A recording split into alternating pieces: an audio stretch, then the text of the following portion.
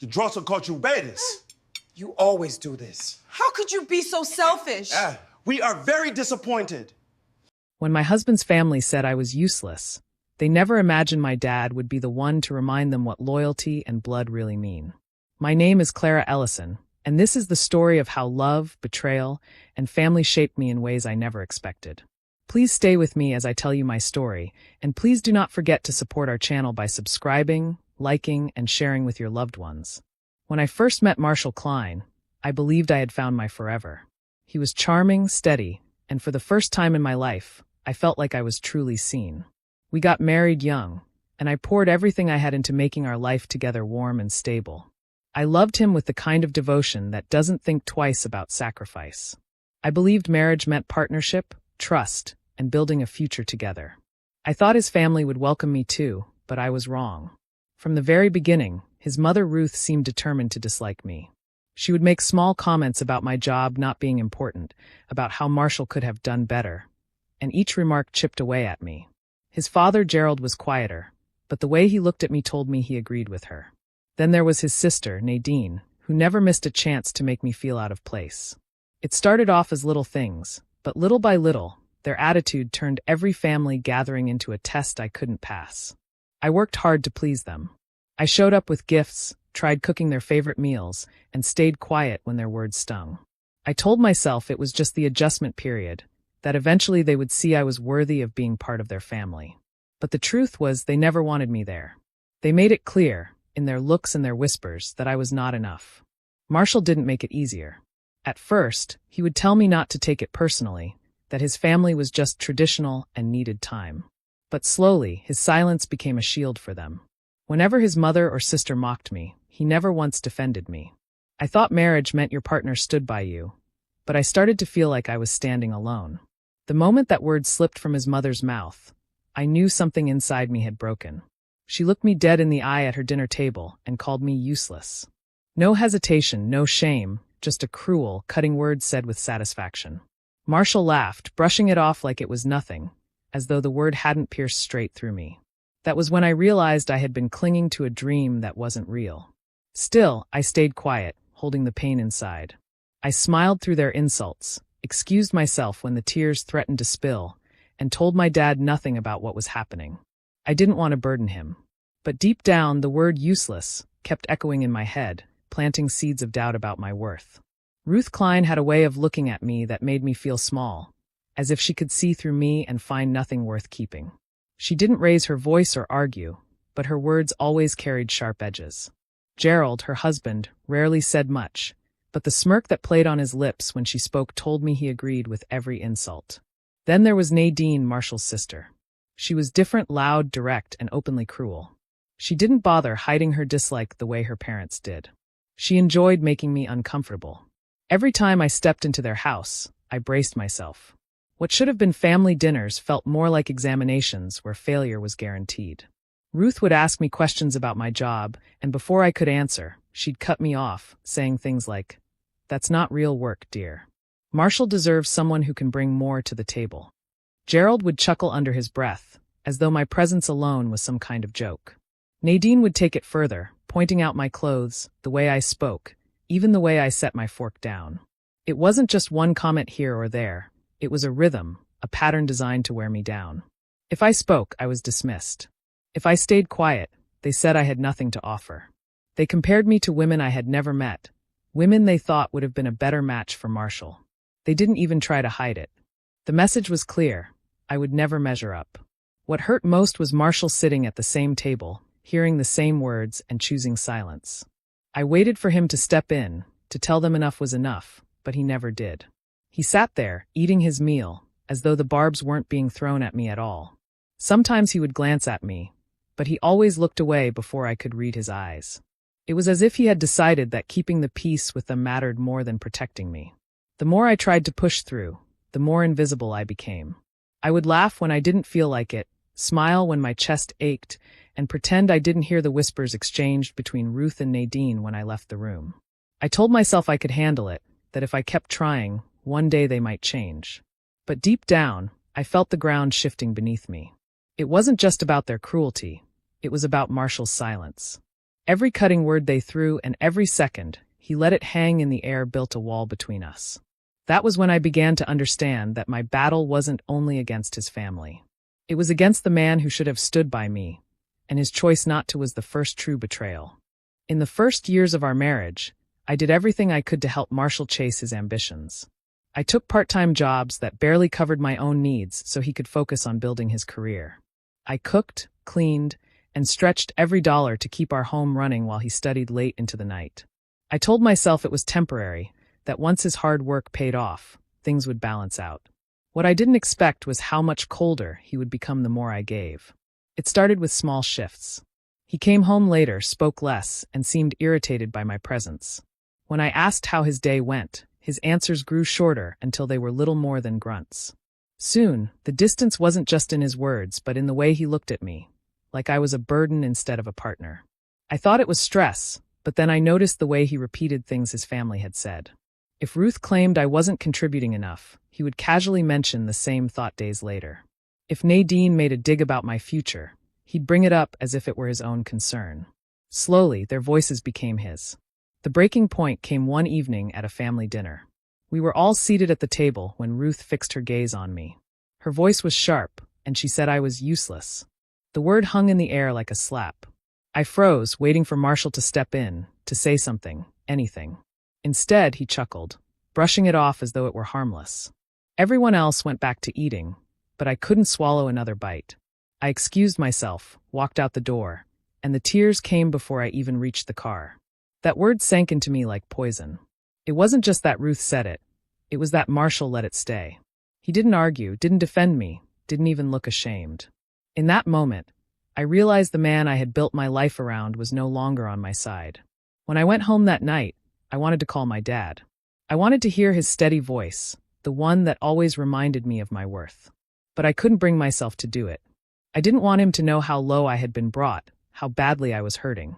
So I carried the weight alone, smiling when he called, assuring him I was fine. Inside, though, I felt hollow. That night changed something in me. The word useless echoed every time I looked at Marshall, every time I walked into his parents' house. It wasn't just an insult anymore. It was a wound that wouldn't close. And with each passing day, the crack in our marriage grew wider. Marshall's distance grew harder to ignore. He was gone more often, claiming late meetings or sudden work obligations. His explanations were short and unconvincing, and his phone was never far from his hand. If I walked into the room, he would turn the screen face down.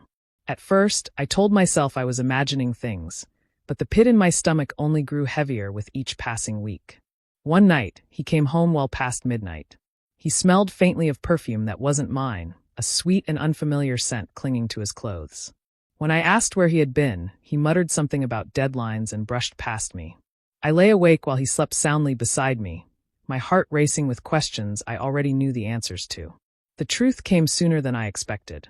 I found a receipt in his jacket pocket from a restaurant I knew he hadn't gone to with coworkers.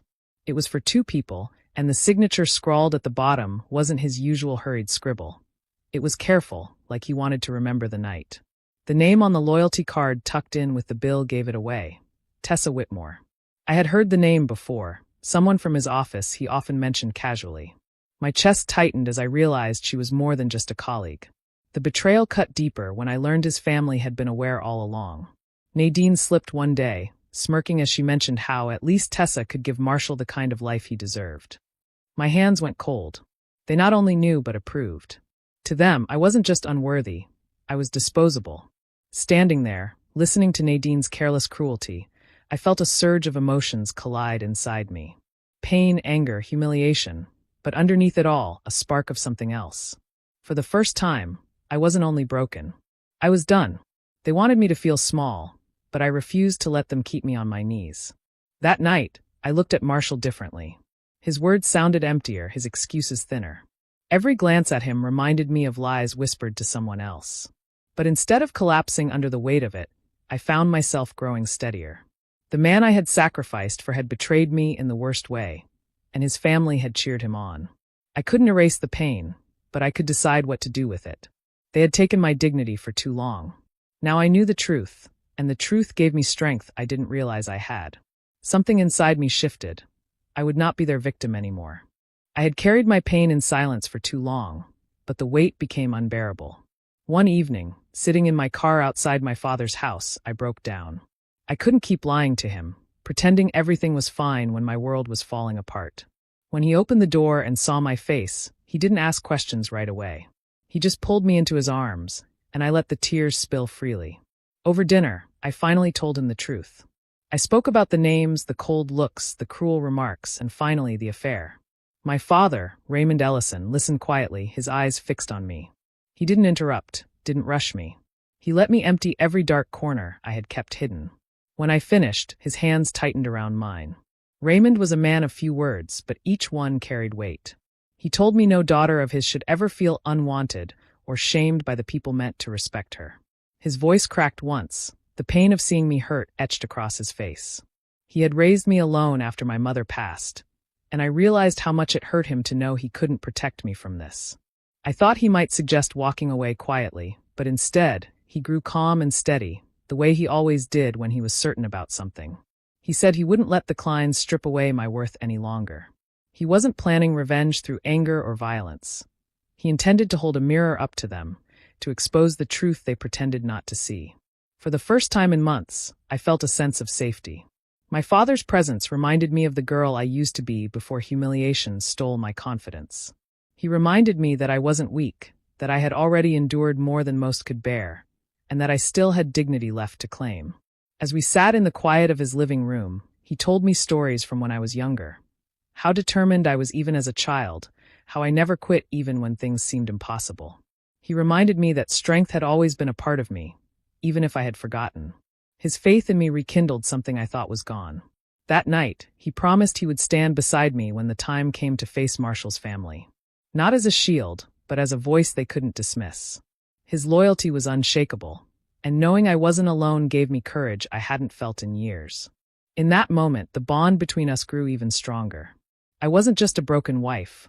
I was Raymond Ellison's daughter, and with him by my side, I no longer felt powerless. When the invitation came for another dinner at the Kleins, my stomach turned. I had avoided those nights for weeks, but this time I said yes. I wasn't going alone, though. My father would be at my side. Marshall didn't argue, though I could see in his eyes he didn't like the idea. I didn't care. I had been silent long enough. The house felt colder than usual when we arrived. Ruth's smile was thin, her eyes darting toward my father as if he were an unwelcome guest. Gerald muttered a stiff greeting, and Nadine rolled her eyes so openly it was almost childish. My father didn't react. He simply shook their hands politely and sat at the table with quiet confidence. Dinner began with the usual routine. Ruth asked Marshall about his job, praising him as though he had built his career without any support. Nadine chimed in with sarcastic questions about my hobbies, a sly way to remind me they didn't see value in anything I did. Gerald hardly spoke, but the smirk tugging at his lips said enough. Then came the moment I had dreaded. Ruth set down her fork, looked straight at me, and with a smirk said, "Some people just don't know how to contribute. Always taking, never giving. That kind of uselessness drags everyone down." Before I could speak, my father's chair scraped against the floor. His voice was calm but firm as he broke the silence. "That word you just used, useless. You don't even understand what it means." The room went still. Raymond leaned forward slightly, his eyes fixed on Ruth. "My daughter has worked, sacrificed, and given her heart to this family, and all you've done is trample on her. She took care of Marshall when he had nothing. She supported him when he doubted himself. She built him up when no one else believed in him. And yet here you sit, calling her useless?" Marshall shifted uncomfortably, but my father wasn't finished. He turned toward Gerald. "A man who watches his wife insult another woman at his table and says nothing. What exactly does that make him? And a son who laughs while his wife is humiliated. Tell me, who's truly useless here?" No one moved. Nadine opened her mouth as if to interrupt, but Raymond raised a hand. "Families are supposed to protect each other, not tear someone apart. My daughter may not meet your shallow standards, but she has more loyalty, more strength, and more dignity than this entire room combined." The words landed heavy. For the first time, Ruth didn't have a quick reply. Gerald looked down at his plate. Nadine fidgeted with her napkin. And Marshall, he avoided my eyes altogether. I sat there stunned, tears stinging at the corners of my eyes, but this time they weren't from shame. My father had said everything I couldn't. He had turned their cruelty into a mirror, forcing them to see themselves clearly. The silence after my father's words was heavy, but he didn't stop there. He turned his attention straight to Marshall, his voice calm yet sharp enough to cut through the air. "Do they know what my daughter has done for you?" he asked. "Do they know the nights she worked 2 jobs so you could finish school without debt crushing you? Do they know she paid bills on her own when you were out of work, never once complaining, just carrying both of you until you could stand again?" Ruth shifted in her seat, and Nadine's smirk faded. My father leaned back slightly, but kept his gaze steady. "They act as if she's given nothing, when the truth is she gave more than most wives ever could. She held your hand when you doubted yourself, pushed you forward when you wanted to quit, and reminded you that you had worth when you didn't believe it yourself. That's not useless. That's strength you didn't deserve, Marshall." Marshall's face flushed red, and he shook his head. "That's not fair," he muttered, his voice rising. "You don't know everything." Raymond didn't flinch. "I know enough. And I know that a husband who can sit at this table and let his wife be torn down without lifting a word is not a man. He's the real definition of useless." The words landed harder than any shout could have. Gerald cleared his throat as if to defend his son, but even he couldn't find words. Ruth's lips pressed tightly together, her usual confidence gone. Nadine avoided eye contact, fiddling with the edge of her glass. Marshall slammed his fork onto the table. "You don't get to come into my family's house and insult me," he snapped. His voice cracked, not with strength but with desperation. My father's tone never wavered. "Insult? No. Truth. You had a wife who believed in you more than you believed in yourself, and instead of protecting her, you joined the ones tearing her down. That's not strength, Marshall. That's weakness dressed as pride." I sat frozen, my chest tight with emotions I couldn't name. I had never heard anyone speak to Marshall like that, certainly not in front of his family. For years, I had carried the burden of silence, but my father had laid it all bare in minutes.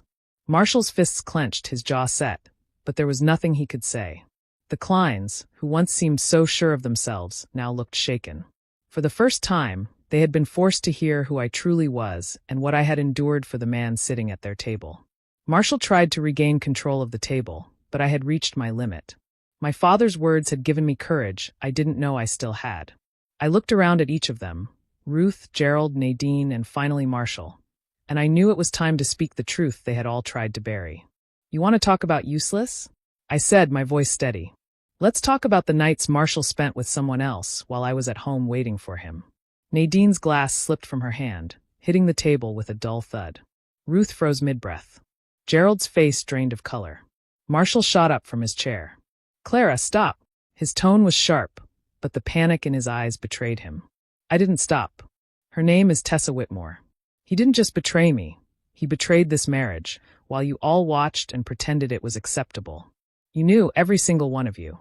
You let me sit at this table, mocked me, called me names while defending him. And you thought I wouldn't find out." The smugness that had always hung over their dinners vanished. Ruth's hand trembled as she reached for her napkin. Gerald avoided my eyes. Nadine looked like she wanted to speak, but couldn't form words. Marshall tried to talk over me. "It's not what you think. You're twisting things." His voice cracked, growing louder, desperate to drown me out. But my father placed a hand on my shoulder, grounding me, and I stood taller. "I'm not twisting anything," I said firmly. "I gave everything I had to this marriage. And you threw it away. I won't be humiliated anymore. I'm filing for divorce." The words came out clear, final, leaving no room for doubt. My father rose beside me, his presence steady and unshaken. "My daughter deserves respect, not ridicule," he said calmly. "This conversation is over." Marshall's face turned red with fury. He stepped toward me, his hand lifting as if he wanted to grab my arm, but my father moved between us. His voice was quiet but firm. "You will not touch her." The authority in his tone stopped Marshall in his tracks. Without another word, my father guided me toward the door. Each step felt like a release, as though I was shedding years of shame with every movement. Behind us, the Kleins sat in silence, their power stripped away. For once, they had no clever remarks, no cruel laughter. Just stunned faces staring as we walked out with dignity they could never take from me again. After leaving the Kleins' house, I went back to live with my father. His home felt safe, a place where I didn't have to pretend or hold back tears. The first nights were hard. I woke up from dreams that left me shaken, remembering words that had cut me deeply. But every morning, my dad was there, making coffee, asking if I had slept, reminding me that I wasn't alone anymore. At first, I felt lost. For years, my life had revolved around Marshall, his needs, his family's approval. Without that weight, I didn't know who I was supposed to be. My father never pressured me. He gave me space when I needed quiet and listened when I wanted to talk. Slowly, I began to see myself through his eyes. Not as someone broken, but as someone who had survived something cruel and unfair. We spent evenings on the porch, watching the sun dip behind the trees. He told me stories from his younger days, about challenges he had faced after my mother passed, how he kept going even when it felt impossible. His words weren't just advice. They were proof that life could begin again after heartbreak. I started to remember things I once loved before my marriage consumed me. I picked up books I had left untouched, cooked meals the way I enjoyed instead of how someone else preferred, and even went on long walks, letting the air clear my head. It wasn't an overnight change, but each small step felt like a piece of myself coming back. The anger and betrayal still lingered, but my father reminded me not to let bitterness shape the rest of my life. Pain can make you hard, he told me one night, but loyalty makes you strong. And you've got both in you, Clara. His faith in me filled the cracks where doubt had lived for too long. One day, he placed a set of job listings on the table. Pick one that excites you, he said with a smile. He didn't just want me to move forward. He wanted me to dream again. I applied, and when I got my first interview, he was more excited than I was. That encouragement lit a spark in me. Living with him reminded me of the kind of love that doesn't ask for anything in return. The Kleins had tried to make me believe I was nothing, but my father's steady presence proved otherwise. I was worthy, I was capable, and I had more resilience than I thought possible. Day by day, I began to rebuild, not for Marshall, not for anyone else, but for myself. And every time my dad looked at me with quiet pride, I knew I was finally walking toward the life I was meant to have. The divorce papers came through quicker than I expected. Seeing the official stamp on them felt like a door closing for good. There was no sadness left in me, only relief. I had carried that marriage on my back for years, and now it was finally over. Marshall tried to call a few times afterward. Once, he even showed up outside my father's house, insisting we talk. But I didn't answer the door. I didn't owe him another word. He had made his choices, and I had made mine. Walking away was not weakness. It was the strongest thing I had ever done. With the past behind me, I focused on what came next. I poured myself into work, determined to build something of my own. Each small success reminded me that I was capable, that my life was mine to shape. Confidence, the very thing his family had tried to strip from me, returned piece by piece. I no longer measured my worth by anyone else's standards. Peace settled into my days in ways I hadn't felt in years. Simple things, a meal with my father, laughter over small jokes, evenings spent reading without tension in the air, became treasures. My world no longer revolved around pleasing people who never valued me. It revolved around finding joy, purpose, and respect for myself. One evening, my dad and I sat on the porch as the sun painted the sky in warm colors. Neither of us spoke at first. The quiet was comfortable. He finally glanced at me and smiled, and I knew he was proud without him needing to say it. As I watched the light fade, I thought about everything I had been through. Betrayal had nearly broken me, but loyalty had carried me through. My father's love had shown me that family isn't measured by last names or bloodlines. It's measured by who stands beside you when the world tries to tear you apart. I will never forget that lesson, and I will never forget the man who reminded me of it. My life had been rebuilt, not on false promises, but on the unshakable truth of loyalty and love. Do you think Clara was right to walk away from Marshall and his family for good? Or should she have tried to forgive them and rebuild? I'd really love to hear your thoughts in the comments below. And if you enjoyed this story and want to hear more like it, don't forget to subscribe, like, and hit the notification bell so you never miss the next one.